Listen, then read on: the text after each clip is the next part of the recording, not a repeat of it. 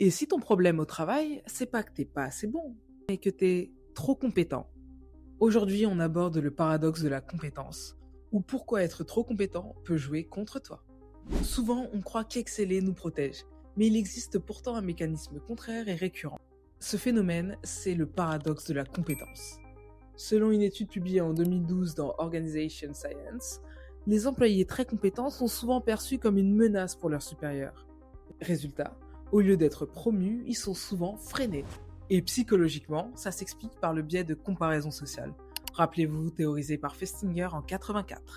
Les managers se sentent évalués par rapport à toi, et si tu les mets en insécurité, ils peuvent inconsciemment bloquer ton ascension. Tu veux un exemple? Je t'en donne un tout de suite. Imaginons que tu deviennes le référent technique de ton équipe. Tout le monde vient vers toi, même pour des sujets qui relèvent normalement de ton manager. Et ton chef, au lieu de te valoriser, il commence à t'écarter des réunions stratégiques. Alors comment faire face à ça? Je te donne quelques leviers de stratégie, mais avant, n'oublie pas de t'abonner et d'enregistrer la vidéo. En 1, ne brille pas uniquement par ta compétence, mais aussi par ta capacité à valoriser les autres. En 2, crée des alliances avec tes supérieurs plutôt que de les mettre en concurrence. Et en 3, partage tes succès en mode collectif. On a réussi plutôt que j'ai réussi.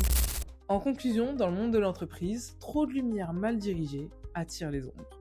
Le secret, ce n'est pas juste d'être excellent, c'est transformer ton excellence en pouvoir relationnel. On se dit à demain.